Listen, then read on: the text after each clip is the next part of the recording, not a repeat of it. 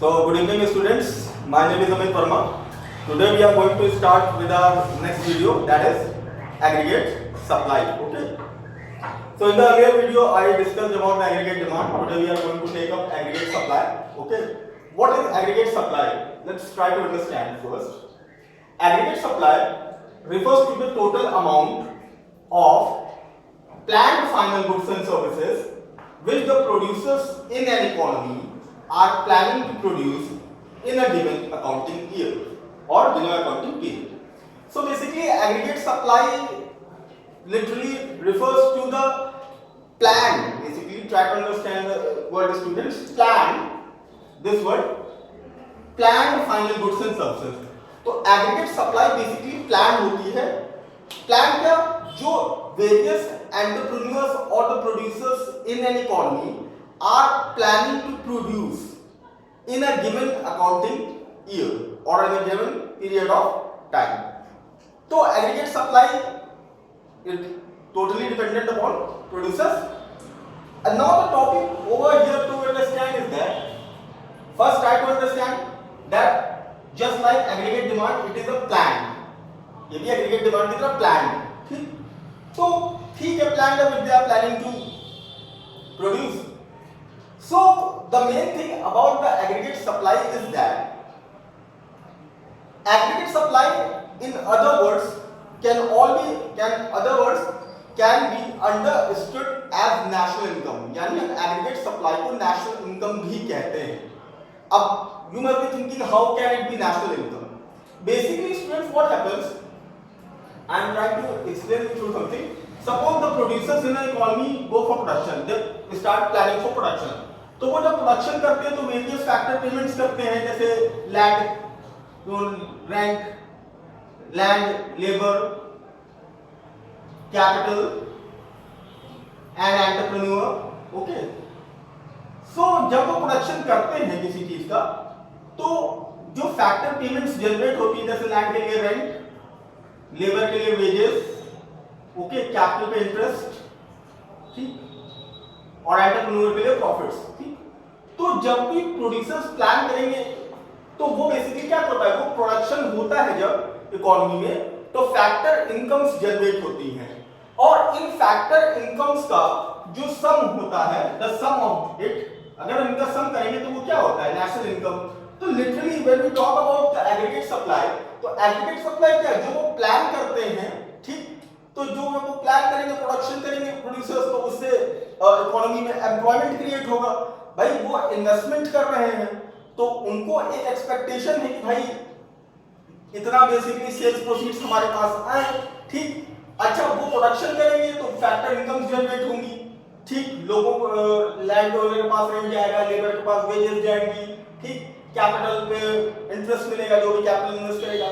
So in other words we can also treat aggregate supply as a national income. यानी हम aggregate supply को national income कह सकते हैं. क्यों? क्योंकि नेशनल इनकम भी बेसिकली क्या है, sum of factor incomes. Okay. This is the thing to be understood over here. Next in the line is that कि एग्रीगेट सप्लाई तो ठीक है, आपने समझ लिया कि इसको नेशनल इनकम भी कहते हैं. नेशनल इनकम लिटरली इसलिए कहते हैं क्योंकि आप समझ लीजिए कि अगर प्रोडक्शन प्रोड्यूसर्स करते हैं तो भाई उनको बेसिकली वो इन्वेस्टमेंट करते हैं इकोनॉमी में. इकोनॉमी में इन्वेस्ट करते हैं तो बेसिकली आउटपुट आता है इकोनॉमी में जो उन्होंने प्रोड्यूस किया है. ठीक. तो जब वो प्रोडक्शन करेंगे तो फैक्टर इनकम जनरेट होंगी. ठीक. तो उन सम फैक्टर इनकम्स का जो सम होता है उनको नेशनल इनकम कहते हैं. तो हम अदर वर्ड्स में ये भी कह सकते हैं कि aggregate supply is equal to national income. Okay, हम ये कह सकते हैं. Okay. This is the thing. Next in the line, what are the components of aggregate supply? Components of aggregate supply. अगर हम एग्रीगेट सप्लाई के कंपोनेंट्स की बात करते हैं स्टूडेंट्स, तो बेसिकली एग्रीगेट सप्लाई के दो मेजर कंपोनेंट्स होते हैं. ठीक. दो मेजर कंपोनेंट्स होते हैं. वो होता है consumption and savings. These are the two major components of aggregate supply. तो हम एग्रीगेट सप्लाई को ऐसे AS is equal to C plus S लिख सकते हैं, यानी aggregate supply equal to consumption plus saving. क्योंकि हम एग्रीगेट सप्लाई को इनकम भी हमने राशन को भी माना है, तो अगर हम इनकम ट्रीट करें तो यहाँ इसको y equal to c plus s भी लिख सकते हैं, क्योंकि एग्रीगेट सप्लाई बेसिकली यही चीज है इनकम। तो ये दो है, ये these are the two main components of aggregate supply. Okay, I think you are clear at that. Now we will try to understand the aggregate supply through schedule and a diagram. Okay,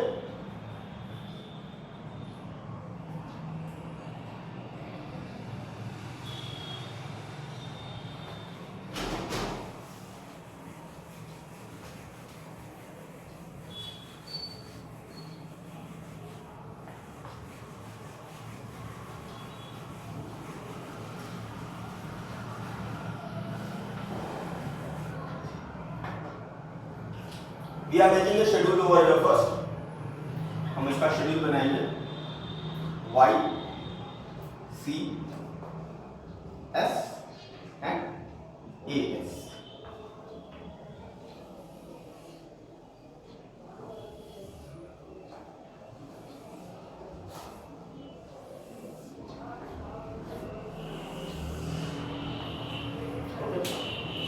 y means students over here income 0 से शुरू करेंगे, then 100, then 200, then 300, then 400, then 500।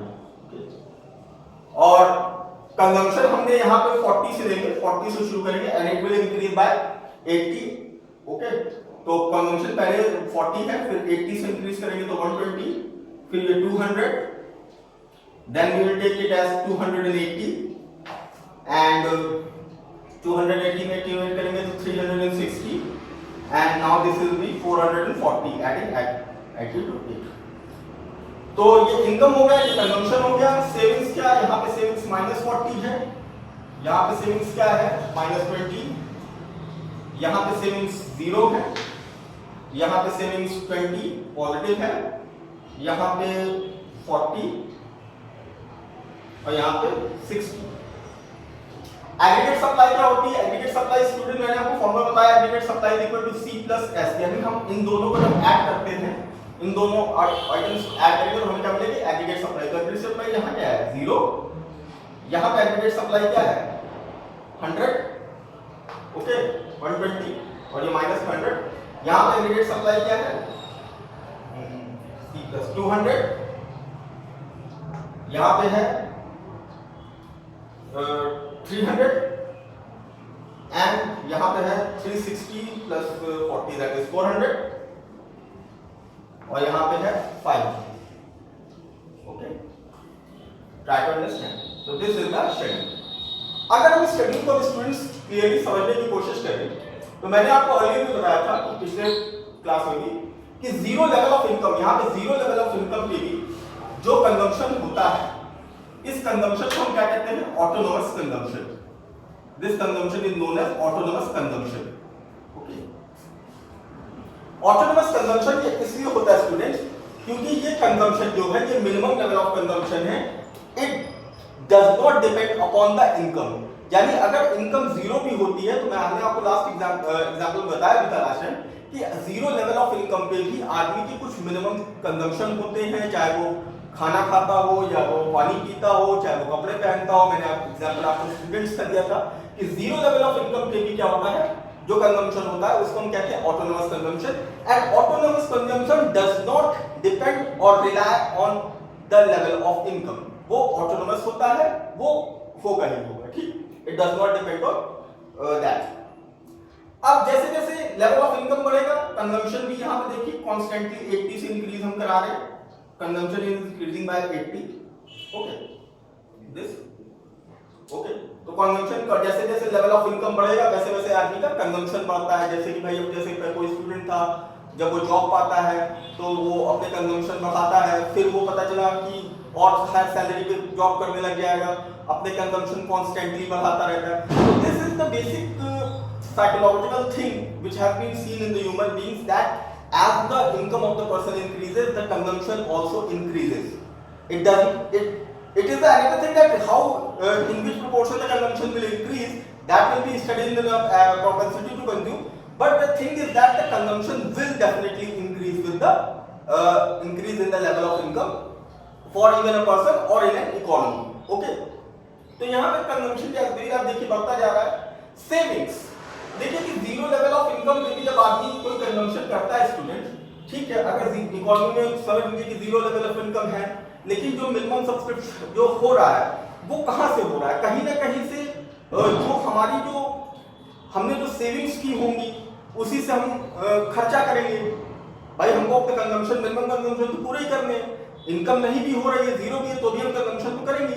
तो इस level of income पे जहां पे saving से आप माइनस में देख रही हैं, इस केस को कहते हैं इकोनॉमिक्स में डिस सेविंग. इसको हम कहते हैं डिस सेविंग का केस. यानी यहां पे क्या है, सेविंग्स बिलो है, माइनस के नीचे, ठीक. यानी क्या कर रहे हैं हम, सेविंग्स को उल्टा विड्रॉ कर रहे हैं. तो ये जो केस है ये सेविंग्स का है. और इस लेवल पे देखिए यहाँ सेविंग्स क्या है, जीरो है, ठीक. तो ये क्या है, डिस सेविंग हो रही है, ठीक. अच्छा, इसमें एक चीज और आप समझने लायक है जो मैंने आपको बताया था, जो ये लेवल है जहां पे income is equal to Y is equal to C है, ये केस. यहां पे क्या है, income is equal to consumption, यानी Y is equal to C है, ठीक. इसको हम क्या कहते हैं, ब्रेक इवन पॉइंट, बीईपी. इसको हम कहते हैं ब्रेक इवन पॉइंट. इसको हम ब्रेक इवन पॉइंट कहते हैं क्योंकि यहां पर y इक्वल टू सी है, यानी इनकम क्या कंजम्पशन के बराबर है, ठीक. इसको हम ब्रेक इवन पॉइंट बोलते हैं. ओके, नेक्स्ट इज दैट कि आप जो दूसरी चीज इसमें नोटिस करने लायक है कि जो एग्रीगेट सप्लाई है, जैसे मैंने आपको बताया था कि एग्रीगेट सप्लाई को हम क्या कह सकते हैं, AS is equal to Y, यानी नेशनल इनकम हम बोल सकते हैं. तो आप यहां पे हर केस में देखिए ये बराबर है, ये भी, यानी आप y क्या है, c के इक्वल है, एवरेज स्टेज. यहाँ 200 y है तो यहाँ कितनी है, 200. यहाँ 300 है तो भी कितनी है, 300. ओके, तो y is equal to c. y is equal to c मतलब हम यानी कह सकते हैं कि एग्रीगेट सप्लाई क्या है, नेशनल इनकम के बराबर है. तो यही मैंने आपको बताने की कोशिश की थी कि why it is treated as national income. Okay, I think you people have noted this. Kindly and take a screenshot of this. We'll be doing a diagram of this now. Okay, kindly note it down.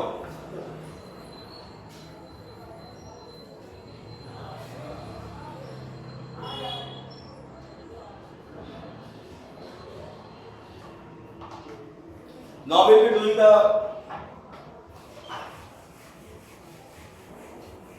diagram of this aggregate supply. Yes, friends.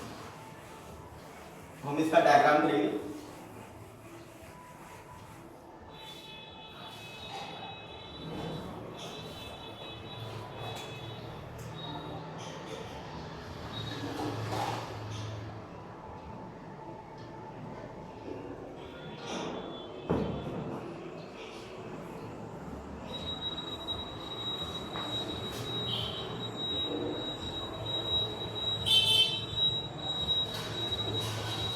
So this is OX axis instrument and this is OY axis. Okay. So यहाँ पे हमने income को लेंगे, income major करेंगे इस axis पे, और इस एक्सिस पे हम कंजम्पशन प्लस सेविंग्स, यानी हम क्या कर सकते हैं इसको एएस, एग्रीगेट सप्लाई को हम यहाँ पे एएस को मेजर करेंगे. तो अगर शेड्यूल को स्टूडेंट देखें तो एग्रीगेट सप्लाई कर्व क्या था, यहाँ पे इनकम के equal to aggregate supply curve एक स्ट्रेट लाइन स्लोप कर्व बनेगा 45 डिग्री एंगल पे, ठीक. यहाँ पे देखिए एग्रीगेट सप्लाई कर्व यहाँ पे बना रहे हैं 45 डिग्री एंगल पे. हमसे तो उतना परफेक्ट नहीं बन पा रहा है, बुक में एकदम परफेक्ट दिया रहता है. तो ये क्या है, एग्रीगेट सप्लाई कर्व बनेगा 45 डिग्री एंगल पे, ठीक. इसको आप y भी कंसीडर कर सकते हैं यहाँ पे, y इनकम. तो क्यों वो स्ट्रेट लाइन 45 डिग्री एंगल है, क्योंकि वो स्ट्रेट लाइन का इसलिए स्टूडेंट कि वो कांस्टेंट एक रेट से इंक्रीज कर रहा है. पहले वो क्या था, सपोज कीजिए 100 था, फिर 200 हुआ, फिर 300 हुआ, ठीक. तो वो कॉन्स्टेंटली है, इसीलिए उसको क्या वो स्ट्रेट लाइन कर्व है, एग्रीगेट सप्लाई कर्व, इसीलिए कांस्टेंट एक स्ट्रेट लाइन कर्व बनेगा। दूसरा बनाएंगे इसमें कंजम्पशन कर्व। कंजम्पशन कर्व क्योंकि आपने जाना था consumption curve zero level of income पे भी कंजम्पशन मिनिमम होता है, तो उसको ऑटोनोमस कंजम्पशन कहते हैं। तो कंजम्पशन कर्व माने हम 40 से शुरू होगा, तो हमने यहां पे 40 एज्यूम किया है, 40। तो कंजम्पशन कर्व यहां पे शुरू होगा, वो भी एक अपवर्ड स्लोपिंग कर्व होगा, ऐसे कुछ जाएगा, ठीक ऐसे, इसको कहेंगे consumption curve C curve. Okay, क्योंकि 45 डिग्री पे तो नहीं है, ये 45 डिग्री पे इसका कंजम्पशन कर्व थोड़ा ऊपर से शुरू हो रहा है, क्योंकि वो जीरो लेवल ऑफ इनकम पे यहाँ पे भी मिनिमम है, तो वो क्या है एक स्ट्रेट लाइन अपर ग्रोइंग कर्व वो भी बनेगा। ओके, अब ये जो हिस्सा है, यानी ये जो यहाँ पे जो गैप हो जाएगा, ये जो गैप है 40 से और 0 के बीच में, इसको हम क्या कहते हैं? मैंने लास्ट टाइम आपको बताया था कि इसको हम कहते हैं autonomous consumption. This is known as autonomous consumption students. Okay, अब दोनों कर्व आपने देख लिया, कंजम्पशन कर्व यहां 40 शुरू हुआ, अपवर्ड स्लोपिंग है, एग्रीगेट सप्लाई कर्व क्या है, यहां 45 डिग्री एंगल पे बनेगा, ये भी straight line. This point student, जहां पे इस पॉइंट पे जहां पे ये दोनों curve aggregate supply is equal to ये है कंजम्पशन कर्व, ठीक, यानी यहां पे क्या y is equal to c है, हम ये कह सकते हैं y is equal to c है, ठीक, एग्रीगेट सप्लाई इनकम ये y हमने माना है, तो इसमें क्या y is equal to c है, तो इस पॉइंट को हम क्या कहते हैं? इसको हम कहते हैं, यहां पे y is equal to c होता है, इसको हम कहते हैं break even point, break even point, ठीक।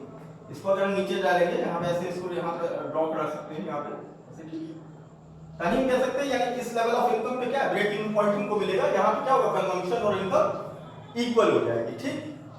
तो ये हो गया कि ब्रेक इवन पॉइंट ये हमने बना लिया कि यहां पे y इक्वल टू c है, यहां पे यहां दोनों कर्व का इंटरसेक्शन है, तो वो क्या है ब्रेक इवन पॉइंट, हम इसको बोलते हैं y इक्वल टू c। अब तीसरी जो चीज इसमें है वो सेविंग कर्व की है स्टूडेंट्स। अब सेविंग्स देखिए, जैसे आपने देखा करता कि जब पहले केस में जब जीरो लेवल ऑफ इनकम पे तो जो सेविंग्स -40 में होती है, तो जितना ये इसके ऊपर है यहाँ पे लिया, उतना ही हमको इसके नीचे यहाँ पे लेना पड़ेगा, ठीक, क्योंकि माइनस में है, तो यहाँ पे हमने इसको -40 ले लिया यहाँ पे, ठीक। तो जो सेविंग कर्व स्टूडेंट्स वो -40 से शुरू हो रहा है, तो -40 से जब शुरू होगा तो वो यहाँ से कुछ ऐसे अपवर्ड स्लोपिंग, वो कांस्टेंट क्या होगा, वो भी लाइन से अपवर्ड स्लोपिंग कर्व भी बनेगा, इस तरीके से कुछ। अब हम इस कर्व को ऐसे यहां से पूरा अगर ड्राइंग कर दें,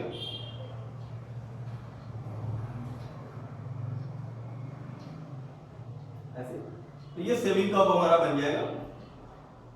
सेविंग कर्व क्यों नीचे से शुरू हो रहा है? क्योंकि savings zero level of income के सेविंग्स क्या होती है, वो डिस सेविंग्स होती है, ठीक, वो डिस सेविंग्स होती है, तो वो जहां से जीरो से शुरू हो रहा है, ये नीचे का एरिया शो कर रहा है कि इतना क्या है, ये बेसिकली इतना जो इसका एरिया है वो क्या है, ये जो गैप है यहाँ पे वो क्या है, डिस सेविंग्स का है, डिस सेविंग्स है। एक और जो चीज स्टूडेंट्स में आपको समझनी पड़ेगी कि जैसे सपोज करिए कि ये शेडेड एरिया है, ठीक, आप ये देखिए कि यहाँ पे ये शेड जो शेडेड एरिया है, ये पूरा इस शेडेड एरिया में देखिए कि जो इनकम यानी एग्रीगेट सप्लाई है वो कंजम्पशन से क्या है ऊपर है, तो ये एरिया क्या है सेविंग्स का है, ये एरिया सेविंग्स को यहाँ पे रिप्रेजेंट कर रहा है, this is representing savings.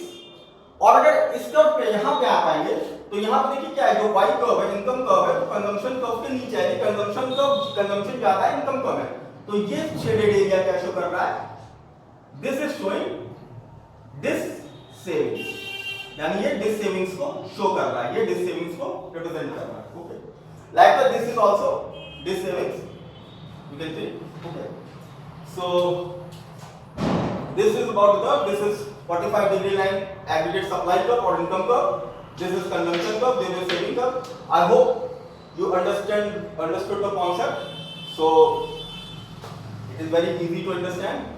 Next in the line we are going to do consumption function. Okay,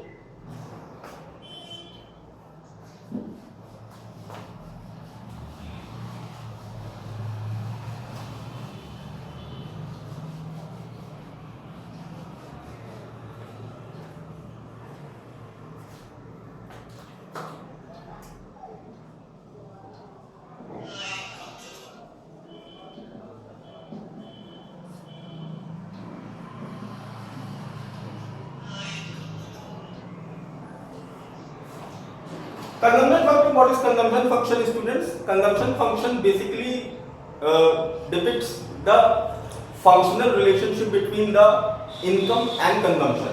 यानी consumption function में क्या होता है, जो इनकम में और कंजम्पशन में जो फंक्शनल रिलेशनशिप होती है उसको डिपिक्ट कराता है, इसीलिए उसको हम क्या कहते हैं, कंजम्पशन फंक्शन। बुक्स में इसकी डेफिनेशन होगी, आप लोग देख सकते हैं। तो कंजम्पशन फंक्शन में स्टूडेंट बेसिकली क्या कहते हैं, जैसे consumption C is equal to function of y, यानी यहां पे C क्या है, C over here is consumption and S means that over here is function and y means over here income। तो अगर हम इसके अकॉर्डिंगली देखें तो कंजम्पशन जो होता है स्टूडेंट्स वो किसका फंक्शन होता है, y का, यानी इनकम का। कंजम्पशन फंक्शन बेसिकली हमको ये शो बताता है स्टूडेंट्स कि इनकम का जो रिलेशन है वो कंजम्पशन से क्या होगा। तो जो जनरल रिलेशनशिप जो फाइंड की गई है वो ये है कि अगर y इंक्रीज करती है, अगर y इंक्रीज करेगी, इनकम इंक्रीज करेगी, तो कंजम्पशन भी क्या होगा, वो भी इंक्रीज करेगा। ठीक, ओके। अगर y इनकम इंक्रीज करेगी और अगर y इनकम जो है वो डिक्रीज होगी, कम होगी, अगर इनकम डिक्रीज होगी तो कंजम्पशन भी क्या होता है, डिक्रीज होता है। That is the general tendency which is being noticed in an economy. Okay, तो कंजम्पशन फंक्शन क्या होता है, basically consumption function shows functional relationship between consumption and income. Consumption function क्या आपको पता है, functional relationship between consumption and income students। okay, please note it down because next we will be doing the schedule of consumption function।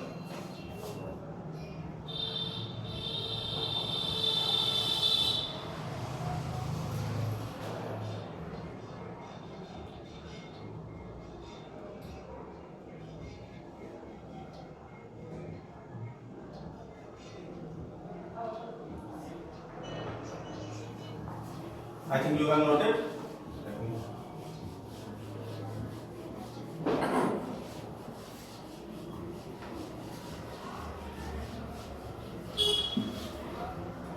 So students, first try to understand y and c, the relationship between the, we are taking income as 0, then 100, then 200, then 300, 400 and 5, and consumption as 40, then 120, यानी 80 से हम increase कर रहे हैं, plus 80 आप लिखते हैं, फिर 200 and now 280 and 360 and 440। तो जब देख रहे हैं स्टूडेंट्स की यहाँ पे फिर वही बार चीजें हमें देखने को मिलेगी कि जीरो लेवल ऑफ इनकम पे जो है, जो ये है, ये क्या ऑटोनॉमस कंजम्पशन है ही है। ठीक, और as the income is increasing, जैसे इनकम इंक्रीज कर रही है, increases consumption, consumption also increases. ये रिलेशनशिप हमें यहाँ पे मिल रही है कि भाई जैसे जैसे इनकम इंक्रीज कर रही है, कंजम्पशन भी इंक्रीज कर रहा है। दिस लेवल यहाँ पे क्या है, y is equal to c है। इस लेवल को हम क्या कहते हैं, BEP, that means break even point. इस पॉइंट को हम क्या बोलते हैं, ब्रेक इवन पॉइंट, क्योंकि इस पॉइंट पे क्या है स्टूडेंट्स, यहाँ पे इनकम जो है कंजम्पशन के बराबर है, यानी यहाँ पे इनकम और कंजम्पशन इक्वल है, तो यहाँ पे क्या इसको ब्रेक इवन पॉइंट बोलते हैं। तो रिलेशनशिप आपको जैसे स्टूडेंट यहाँ सी कर सकते हैं, you can see over here that as the income is increasing, so as the consumption is also increasing। okay, if you prepare a diagram for this, suppose now we take a plot it on a diagram, अगर हम इसका diagram बनाएं तो किस तरीके का बनेगा, let's see।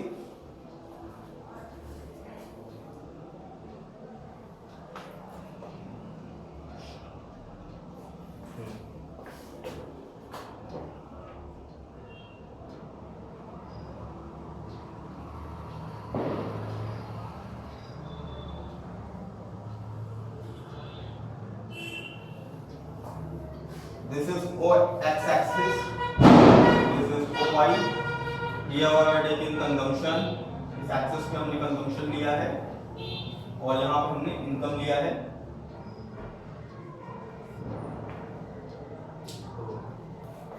तो यहाँ पे स्टूडेंट्स अगर हम y कर्व देखेंगे तो एग्रीगेट सप्लाई कर्व जैसे था यहाँ पे, y कर्व भी यहाँ पे क्या होगा, 45 डिग्री लाइन जाएगा स्ट्रेट अवे बिट से, ये y है, यानी इसको इनकम कह सकते हैं हम यहाँ पे, इनकम कर्व y।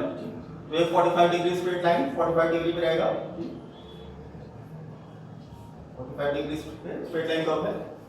और कंजम्पशन कर्व आपको पता है कि जीरो लेवल ऑफ इनकम पे भी होता ही है, तो 40 से यहाँ पे हम उसको फिर से स्टार्ट करेंगे, वो भी एक अपवर्ड स्लोपिंग कर्व बनेगा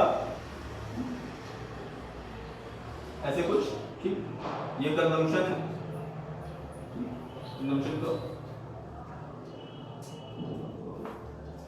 तो दिस इज द थिंग। यहाँ पे y is equal to c है, y is equal to c, जहाँ पे इंटरसेक्ट कर रहे हैं दोनों को, y is equal to c, तो इसको BEP ब्रेक इवन पॉइंट भी कहते हैं, मैंने आपको ऑलरेडी बताया यहाँ पे ब्रेक इवन पॉइंट कहते हैं। और यहाँ पे ये जो एरिया है, क्योंकि इनकम कंजम्पशन से ज्यादा है, ये सेविंग्स को रिप्रेजेंट कर रहा है, ये सेविंग्स को रिप्रेजेंट कर रहा है, सेविंग्स है।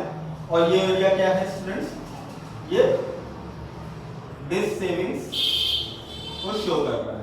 ओके, तो try to understand this is